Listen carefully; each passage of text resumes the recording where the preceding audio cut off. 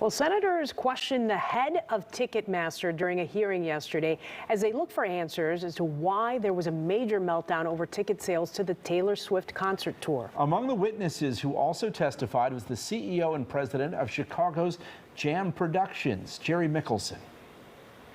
By controlling ticketing and promotion, the artist management company, they're choking off competition that would offer an alternative to the broken system we see today. This was most acutely seen in Taylor Swift, and it's playing out across the live music industry every day and generating fan outrage and despair. And Jerry Mickelson joins us now live. Thanks for being with us. We appreciate it. Thank you. No problem. Glad to be here. So when Ticketmaster and Live Nation merged, they promised it wouldn't hurt competition. You've had a front row seat to that. What did it look like from your vantage point? Well, it was, first of all, pretty gratifying to see Democrats and Republicans agree. But more importantly, this merged company has harmed competition and made it very difficult for even a company as large as Jam to compete. And as I said in my testimony, we used, back before the merger, we were at, we produced 100 arena level shows. And in 2022, it was down to 14. So the fact is that they've taken away the largest and most profitable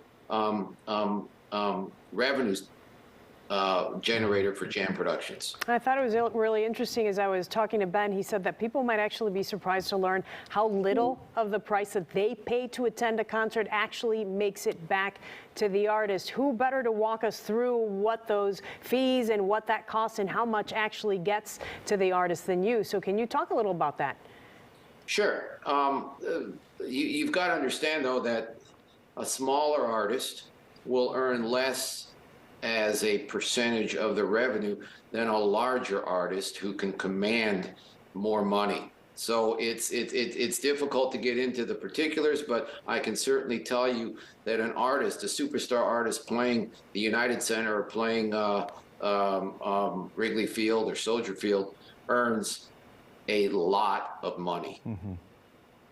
But the issue is a lot of money, and by the way, in some deals, there are some bands that earn 105% of the gross that Live Nation pays them.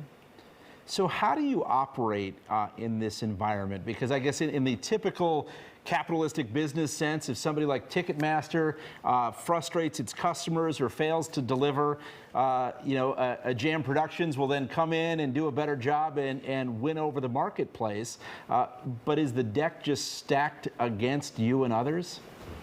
Yes, the deck is totally stacked against us. As I said, the most profitable revenue generator we had was at our arena level shows, and due to Live Nation's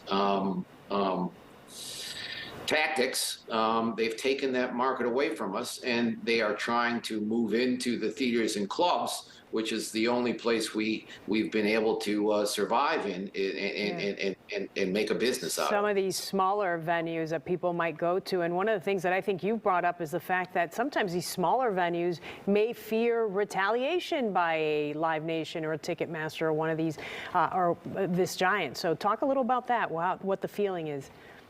Well, when you look at the numbers, if Live Nation, or I should say, if Ticketmaster doesn't have the ticketing contract, there's plenty of examples of where Live Nation doesn't bring the shows. So unless Ticketmaster's doing the ticketing, they won't bring their shows. And the perfect example of that was up in the Twin Cities, where the Ticketmaster venue received most of Live Nation shows, and the other venue that wasn't Ticketmaster received very few. Okay, Jerry Mickelson breaking it down for us. We appreciate your time. Thank you. Thank you. Anytime. Appreciate it.